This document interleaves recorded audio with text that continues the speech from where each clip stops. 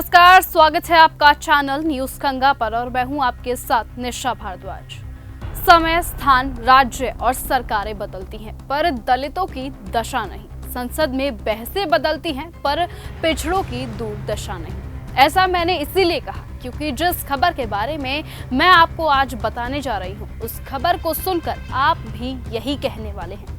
दरअसल हुआ कुछ यूं कि राजस्थान के बाड़मेर जिले में एक दलित युवक श्रवण कुमार मेघवाल को मोटरसाइकिल चोरी के शक में पेड़ से उल्टा बांधकर पीटा गया। ये घटना न केवल मानवता को शर्मसार करती है बल्कि ये भी साफ तौर पर दर्शाती है कि दलितों पर अत्याचार रुकने का नाम नहीं ले रहे हैं। राज्य में दलितों के साथ हो रहे अत्याचार और शोषण को लेकर मौजूदा सरकार की विफलता एक सवाल खड़ा करती है जो अब तक नजरअंदाज किया जा रहा है। ये स्पष्ट है कि केंद्र सरकार के प्रति दलितों में गहरी नफरत और आक्रोश फैल चुका है क्योंकि उनकी स्थिति सुधरने के बजाय सरकारें सिर्फ वोटों के लिए योजनाएं बनाती है। केंद्र सरकार की नीतियां दलितों, आदिवासियों और पिछड़े वर्ग के प्रति उदासीन रही हैं। जहां एक ओर प्रधानमंत्री और उनके मंत्री विकास और समृद्धि की बात करते हैं, वहीं दूसरी ओर दलितों पर हो रहे अत्याचारों को नजरअंदाज किया जा रहा है। आप भी शायद यही सोचते होंगे। ऐसा हम इसलिए बोल रहे हैं क्योंकि आए दिन किसी न किसी दलित के साथ कुछ न कुछ अन्याय होता ही रहता है। अब चंद्रशेखर आजाद जैसे नेताओं ने हमेशा दलितों और पिछड़े वर्गों के लिए संघर्ष किया है और उनकी आवाज को बुलंद किया है। चंद्रशेखर आजाद ने कई बार इस बात को स्पष्ट किया है कि जब तक सत्ता में दलितों की भागीदारी सुनिश्चित नहीं होती तब तक वास्तविक बदलाव संभव नहीं है।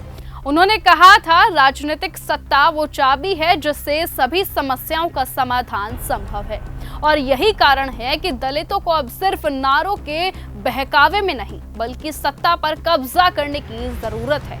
सिर्फ सत्ता में भागीदारी से ही वो अपने अधिकारों की रक्षा कर सकते हैं और अपने समाज की स्थिति में बदलाव ला सकते हैं। उन्होंने इस घटना का भी विरोध किया और साथ ही अपने सोशल मीडिया प्लेटफॉर्म एक्स पर इस घटना के बारे में पोस्ट कर लिखा।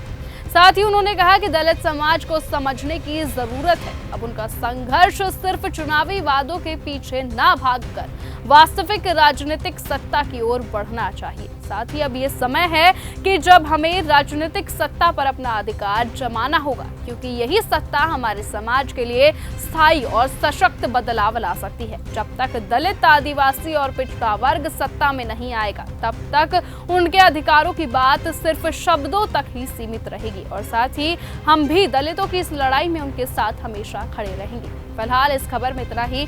बाकी खबरों से जुड़े रहने के लिए आप बने रहें और देखते रहे चैनल न्यूज गंगा। नमस्कार। ऐसी ही खबरों को सुनने और देखने के लिए सब्सक्राइब करना बिल्कुल मत भूलिएगा चैनल न्यूज गंगा। खबरें अच्छी लगी तो लाइक का बटन दबाना बिल्कुल मत भूलिएगा। कमेंट बॉक्स में टाइप भी कर सकते हैं और हाँ, शेयर करना भी बिल्कुल मत भूलिएगा।